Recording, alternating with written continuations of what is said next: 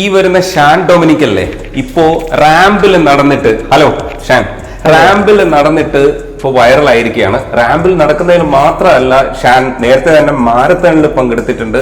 ഒരുപാട് ആക്ടിവിറ്റീസ് ഈ കാല് നഷ്ടപ്പെട്ടതിന് ശേഷം സർവൈവലിന്റെ ഭാഗമായിട്ട് ചെയ്തിട്ടുണ്ട്.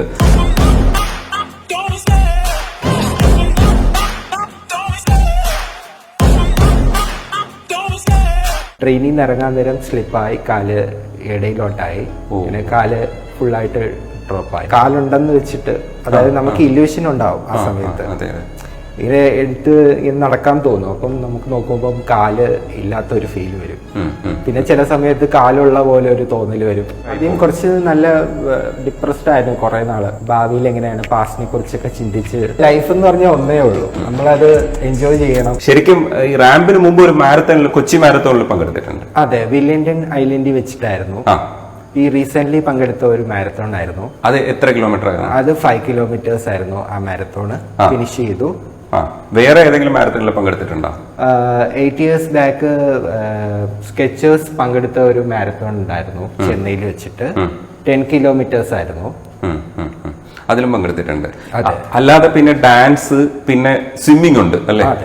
സ്വിമ്മിംഗ് എങ്ങനെയാ? ഇത് നന്നായിട്ട് പ്രാക്ടീസ് ചെയ്തിട്ട് സ്വിമ്മിംഗ് ചെയ്തോ? അതെ, ചെയ്തിട്ട് പ്രൊഫഷണൽ ആയിട്ട് ഞാൻ ഡോഗി സ്റ്റൈൽ ചെയ്യാറുണ്ട്, ഫ്രീ സ്റ്റൈൽ ചെയ്യാറുണ്ട്, പിന്നെ ബാക്ക് സ്ട്രോക്ക് ചെയ്യാറുണ്ട്.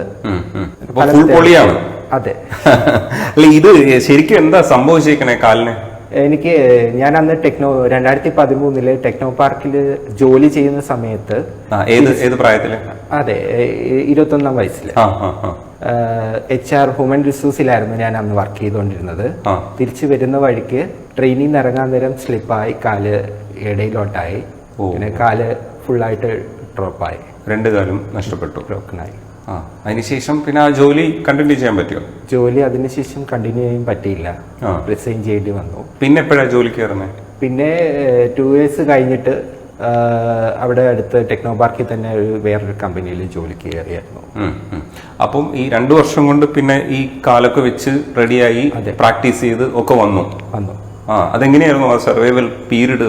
ആദ്യം കുറച്ച് നല്ല ബുദ്ധിമുട്ടുണ്ടായിരുന്നു. ഞാൻ ഈ സർജറി കഴിഞ്ഞ സമയത്ത് ഞാൻ കാലുണ്ടെന്ന് വെച്ചിട്ട്, അതായത് നമുക്ക് ഇല്യൂഷൻ ഉണ്ടാവും ആ സമയത്ത്. ഇങ്ങനെ എടുത്ത് ഇങ്ങനെ നടക്കാൻ തോന്നും. അപ്പം നമുക്ക് നോക്കുമ്പോൾ കാല് ഇല്ലാത്ത ഒരു ഫീൽ വരും. പിന്നെ ചില സമയത്ത് കാലുള്ള പോലെ ഒരു തോന്നൽ വരും. അത് ശരിക്കും ഈ ഫാൻഡം ലിംഫ് പെയിൻ എന്ന് പറയുന്നത്. അത് ഭയങ്കര ബുദ്ധിമുട്ടാണ് അത് സർവൈവ് ചെയ്യാന്ന് പറയുന്നത്. അതിപ്പം കുറച്ച് ടെക്നോളജി മാറുമ്പോൾ ഒരു പ്രിസോ കണ്ടുപിടിച്ചിട്ടുണ്ട് ഈ ഫാൻഡം ലിംഫ് പെയിൻ മാറ്റാൻ വേണ്ടിയിട്ടൊക്കെ. എന്നിട്ട് അതെങ്ങനെ സർവൈവ് ചെയ്തു? പിന്നെ സർവൈവ് ഞാൻ എക്സസൈസ് ചെയ്യും, വാമപ്പ് ചെയ്യും, അങ്ങനെയുള്ള കാര്യങ്ങളൊക്കെ ചെയ്ത് സർവൈവ് ചെയ്തതാണ്. പക്ഷെ എങ്കിലും ആ പ്രായത്തിൽ നഷ്ടപ്പെടുമ്പോ നമ്മളാകെ ബുദ്ധിമുട്ടായി. ആദ്യം കുറച്ച് നല്ല ഡിപ്രസ്ഡ് ആയിരുന്നു കുറെ നാള്. എങ്ങനെ ഇനി ഭാവിയിൽ എങ്ങനെയാണ് പാസ്റ്റിനെ കുറിച്ചൊക്കെ ചിന്തിച്ച് ഒരുപാട് ബുദ്ധിമുട്ടിയായിരുന്നു. പിന്നെ നമ്മളെ ബന്ധുക്കളുടെ ഇടയിൽ എല്ലാവരും ഇതുപോലെ നമ്മളെ ഒരുപാട് അതായത് എല്ലാവരും നമ്മള് ഫെയ്റ്റ് നമ്മളെ ആലോചിച്ചിട്ട് ഒരുപാട് സങ്കടപ്പെടുകയൊക്കെ ചെയ്യുമായിരുന്നു. എന്നിട്ട് ആരൊക്കെയാണ് ബലം നൽകിയത്? കൂട്ടുകാരൊക്കെ ഉണ്ടായിരുന്നു ഒപ്പം? ഇത് ശരിയാവും നമുക്ക്? എനിക്ക് കൂട്ടുകാരുണ്ടായിരുന്നു, അവർക്ക് നല്ല സപ്പോർട്ടീവ് ആയിരുന്നു. അല്ല, പക്ഷെ ഇത്രയും ആക്റ്റീവായിട്ട് പിന്നീട് വരിക എന്ന് പറയുന്നത് എല്ലാവർക്കും സംഭവിക്കുന്നതല്ല. ഇപ്പൊ തിരികെ ജോലിയിലേക്ക് വന്നു, അത് കഴിഞ്ഞിട്ട് മാരത്തൺ ചെയ്യുന്നു, ഇപ്പം റാമ്പ് വാക്ക് ചെയ്യുന്നു. ഈ റാമ്പ് വാക്കിലേക്ക് എത്തിയത് എങ്ങനെയായിരുന്നു? റാമ്പ് വാക്കിൽ എത്തിയത് നമ്മളൊരു വാട്സപ്പ് ഗ്രൂപ്പ് വഴിയായിരുന്നു. വാട്സപ്പ് ഗ്രൂപ്പ് വഴി സാറിന് കോണ്ടാക്ട് ചെയ്തു, ചരച്ചൻ സാറിനെ കോണ്ടാക്ട് ചെയ്തതിന് ശേഷം സാറ് പെട്ടെന്ന് തന്നെ അക്സെപ്റ്റ് ചെയ്തു. എന്നിട്ട് അപ്പൊ പരിശീലനമൊക്കെ എങ്ങനെയായിരുന്നു? പരിശീലനം ഇതുപോലെ നോർമൽ ആയിട്ടുള്ള ആൾക്കാരോടെ ആയിരുന്നു പരിശീലനം. ഒരു ഡേ ഫുള്ളായിട്ട് പരിശീലനം ചെയ്തു ഉച്ചവരെ. അല്ല, ഈ വീൽ ചെയറിലൊക്കെ ഇരുന്നിട്ട് ചെറിയ റാമ്പിലൊക്കെ വരുന്ന ഇൻസ്പയർ ചെയ്യുന്ന ആൾക്കാരെ നമ്മൾ കണ്ടിട്ടുണ്ട്. പക്ഷെ ഇത് കോമൺ ആൾക്കാരുടെ കൂടെയാണ് ചെയ്തത്. അതെന്തുകൊണ്ടാണ് അങ്ങനെ ഒരു ഡിസിഷൻ അവരെടുത്തത്? അത് സാറ് പറഞ്ഞു, ഇതുപോലെ വീൽ ചെയറിന്റെ കൂടെ പങ്കെടുത്താലേ എനിക്ക് ബുദ്ധിമുട്ടാണ്, നടക്കാൻ കുറച്ച് ഡിഫിക്കൽട്ട് ആയിരിക്കും. അതുകൊണ്ട് ഫസ്റ്റ് ഡേ തന്നെ വന്നോളൂ, കുഴപ്പമില്ല, നമുക്ക് മാനേജ് ചെയ്യാന്ന് പറഞ്ഞു. നോർമൽ ആയിട്ടുള്ള ആൾക്കാരുടെ കൂടെ കൂടാന്ന് പറഞ്ഞു. ഈ ഇടയ്ക്ക് ഞാൻ മാരത്തണിന്റെ വീഡിയോ ഞാൻ കണ്ടിട്ടുണ്ടായിരുന്നു. അതിൽ ഭയങ്കര ആക്റ്റീവായിട്ട് ഡാൻസ് കളിക്കുന്നതായിരുന്നു കണ്ടിരുന്നത്. അത് ഇത് വെച്ചിട്ട് അങ്ങനെയൊക്കെ ചെയ്യാനുള്ളൊരു ഇത് പറ്റുമോ? തീർച്ചയായും നമ്മൾ മനസ്സ് വെച്ചാൽ എന്തും പറ്റും.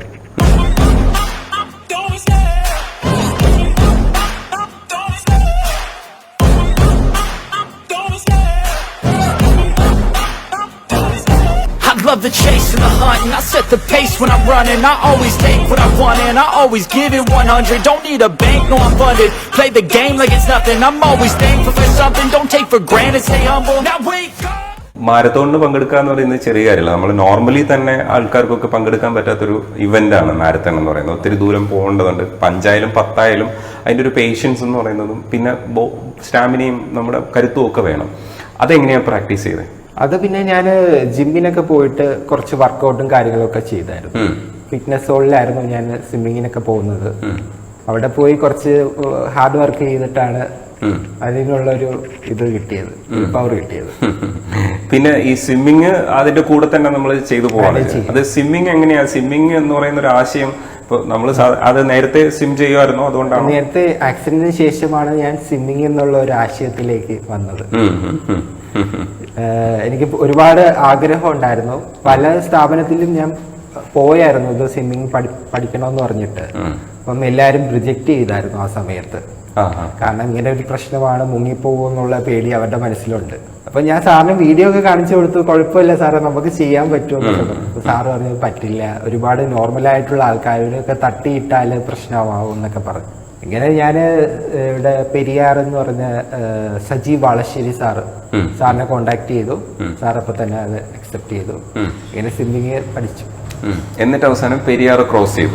ചെയ്തു. അതെങ്ങനെയാ ഈ പെരിയാർ ക്രോസ് ചെയ്യാന്ന് പറയുന്നത്? സാധാരണ ഈ സ്വിമ്മിങ്ങിൽ ചില റെക്കോർഡ്സ് ഒക്കെ നേടാൻ വേണ്ടിയിട്ട് ആൾക്കാരൊക്കെ പരിശീലിക്കുകയും അതിന്റെ ഭാഗമായിട്ടൊക്കെ ചില കാര്യങ്ങളൊക്കെ കാണിക്കുകയൊക്കെ ചെയ്യാറുണ്ട്. അപ്പം അതേപോലെ ഒരു അഭ്യാസത്തിന് എങ്ങനെയാ മനസ്സ് പാകപ്പെട്ടത്? കാരണം പെരിയാർ ക്രോസ് ചെയ്യാന്നൊക്കെ പറയുന്നത് നമുക്ക് ഇപ്പൊ എന്നെ സംബന്ധിച്ച് എനിക്ക് സ്വിമ്മിങ് ഇറങ്ങിയോളത്തോണ്ട് തന്നെ സങ്കല്പിക്കാൻ പോലും പറ്റില്ല. അപ്പോഴാണ് ഇത്രയും ദൂരമൊക്കെ ക്രോസ് ചെയ്യുന്നത്. അതിനുള്ളൊരു പ്രാക്ടീസ് ഒക്കെ എങ്ങനെയായിരുന്നു എന്നുള്ളത്? നമ്മള് രാവിലെ 2 മണിക്കൂറും പിന്നെ എന്തും നമ്മളെ മനസ്സ് വെച്ചാലേ എന്തും നേരിടാം. അറസ്റ്റ് വരെ അത് മനസ്സിലായതാണ്. എനിക്ക് ഒരുപാട് അംബീഷനും കാര്യങ്ങളൊക്കെ ഉണ്ട്. ഇനി എന്താണ് അടുത്ത് ചെയ്യാൻ പോകുന്നത്? അതൊക്കെ ഉണ്ട്. സർപ്രൈസ് ആണല്ലേ? പക്ഷെ ഒരുപാട് പേര് ഇൻസ്പയർ ചെയ്യുന്നുണ്ട്. അപ്പൊ ഈ ഇൻസ്പിറേഷൻ ഒരുപാട് പേര് വന്നിട്ട് ഒരുപക്ഷെ പുകഴ്ത്തി സംസാരിക്കും നിങ്ങൾ ഇതൊക്കെ ചെയ്യുന്ന. അപ്പം അവരോടൊക്കെ മനസ്സിൽ പറയുന്നത് എന്താണ്? അപ്പം അവരോട് അല്ലാതെയും പറയുന്നുണ്ടാവും. എന്താണ് അവരോടൊക്കെ പറയാ? തീർച്ചയായും നിങ്ങൾ ഇതൊക്കെ ചെയ്യണം. കാരണം നമ്മള് ലൈഫ് എന്ന് പറഞ്ഞാൽ ഒന്നേ ഉള്ളൂ. നമ്മളത് എൻജോയ് ചെയ്യണം. അതില് നമുക്ക് വിഷമമുണ്ടാവുന്ന നിമിഷങ്ങളുണ്ടാവും, ചിലപ്പം സന്തോഷമുള്ള ദിവസങ്ങളുണ്ടാവും. ഇതെല്ലാം നമുക്ക് മാനേജ് ചെയ്യാൻ പഠിക്കണം. ഈ സങ്കടകരമെന്ന് ചോദിച്ചാൽ നമ്മളിത് റിക്കവർ ചെയ്യുന്നത് കുറച്ച് ബുദ്ധിമുട്ടുള്ള പരിപാടിയാണ്. ഇപ്പൊ 21 വയസ്സെന്ന് പറയുമ്പോൾ ഇങ്ങനെ നമ്മൾ ചെത്തി നടക്കുന്ന ഒരു പ്രായമാണ്. അപ്പൊ അതിനുശേഷം സർവൈവ് ചെയ്ത് തിരിച്ചു വരാന്ന് പറയുന്നത് കുറച്ച് കഷ്ടമാണ്. അപ്പൊ അങ്ങനെ ഈ ക്യാമ്പസൊക്കെ നന്നായിട്ട് എക്സ്പ്ലോർ ചെയ്തിരുന്ന ഒരാള് ഇതില്ലാതാവുമ്പോഴത്തേക്ക് ഭയങ്കര ബുദ്ധിമുട്ട് വരില്ലേ? ആ കാലഘട്ടമൊക്കെ എങ്ങനെയാ മറികടന്നത്? ആദ്യം നല്ലൊരു, ഞാൻ പറഞ്ഞില്ലേ, ഡിപ്രഷനും കാര്യങ്ങളൊക്കെ ആയിരുന്നു കുറെ നാള്. പിന്നെ ഞാൻ തന്നെ ഒരു മനസ്സിനെ പാകപ്പെടുത്തി. ഞാൻ തന്നെ ട്രിപ്പൊക്കെ പോവാറുണ്ട് തന്നെ. അതെങ്ങനെ? ബൈക്കിലോ അതെ അല്ലാതെ? സ്കൂട്ടറിൽ പോകാറുണ്ട്. ബാംഗ്ലൂർ ഇപ്പൊ കഴിഞ്ഞ തവണ പോയായിരുന്നു. ബാംഗ്ലൂർ ട്രിപ്പില് സ്കൂട്ടറൊക്കെ പോയായിരുന്നു ഒറ്റയ്ക്ക്. അതിനൊക്കെ പറ്റും. പറ്റായിക ഒന്നുമില്ല. അതാണ് ബലം എന്ന് പറയുന്നതല്ലേ? അപ്പൊ ഈ ഫ്രണ്ട്സൊക്കെ ഒരുപാട് പേരുണ്ടാവും. ഗേൾസും ബോയ്സും ആയിട്ടുള്ള ഒരുപാട് പേര് സഹായിച്ചിട്ടൊക്കെ ഉണ്ടാവും. പക്ഷെ എപ്പോഴെങ്കിലും ഒരു ഇൻഫീരിയോറിറ്റി തോന്നിയിട്ടുണ്ടോ? ഇങ്ങനെ നമ്മൾ ഒരു അവസ്ഥയിലായി പോയില്ലായിരുന്നെങ്കിൽ കുറെ കൂടെ അവരെ അപ്രീഷിയേറ്റ് ചെയ്തേനെ, അല്ലെങ്കിൽ കുറെ കൂടെ അക്സെപ്റ്റ് ചെയ്തേനെ എന്നൊക്കെ തോന്നിയിട്ടുണ്ടോ? എനിക്ക് ആരും എന്റെ അടുത്ത് അങ്ങനെ അപ്രോച്ച് ചെയ്തിട്ടില്ല. എല്ലാവരും അവരെ പോലുള്ള ഒരു വ്യക്തിയായിട്ട് എന്നെ കണ്ടിട്ടുള്ളത്. അതുകൊണ്ട് എനിക്ക് അങ്ങനെ തോന്നിയിട്ടില്ല. ആ ഒരു ഇൻഫീരിയോറിറ്റി തോന്നേണ്ട കാര്യമില്ല. ഇല്ലെങ്കിൽ തന്നെ അവരെക്കാളും ഒരുപാട് മുമ്പിലാണ് കാര്യങ്ങൾ ചെയ്യുന്നത്. അതെ, അവരെ പോലെ തന്നെ നോർമലായിട്ട് കാര്യങ്ങൾ നടക്കുകയും കാര്യങ്ങളൊക്കെ ചെയ്യുന്നുണ്ട്. അതുകൊണ്ട് എനിക്ക് ഇൻഫീരിയോറിറ്റിയുടെ കാര്യമില്ല. എന്നാൽ എക്സ്ട്രാ ഓർഡിനറി ആയിട്ട് പല കാര്യങ്ങളും ചെയ്യുന്നുണ്ട്. റാമ്പിൽ വാക്ക് ചെയ്യുമ്പോൾ ഞാൻ ഇങ്ങനെ നോക്കുന്ന സമയത്താണ് മനസ്സിലാക്കിയത് ഇതാണ് ആ മാരത്തൺ ഓടിയ മനുഷ്യൻ എന്നുള്ളത് മനസ്സിലാക്കി. ആ ഡാൻസിന്റെ വീഡിയോ ഞാൻ കണ്ടിട്ടുണ്ടായിരുന്നു. അപ്പോഴാണ് ഞാൻ സർപ്രൈസ്ഡ് ആയത് ഇത്രയൊക്കെ നന്നായിട്ട് ചെയ്യാൻ കഴിയില്ല എന്നുള്ളത്. എന്തായാലും അടിപൊളിയായിട്ടുണ്ട്. ഞാൻ മുമ്പോട്ട് പോട്ടെ, ആഗ്രഹങ്ങളൊക്കെ നടക്കട്ടെ. ശരിക്കും പറഞ്ഞാല് ഷാൻ ഡൊമിനിക് നമുക്ക് തരുന്ന പാഠം അതാണ്. ഒതുങ്ങി ഒരിടത്ത് ഇരിക്കേണ്ടതില്ല. നിങ്ങൾക്ക് എന്തും സാധ്യമാവും. ചില പരിമിതികളൊക്കെ ഉണ്ടാവും, ചില വിഷമങ്ങളൊക്കെ ഉണ്ടാവും. പക്ഷെ അതിനെയൊക്കെ ഓവർകം ചെയ്യാൻ ഇതേപോലെ കുറെ മാതൃകകൾ നമുക്ക് മുമ്പ്. അടിപൊളിയാണ്.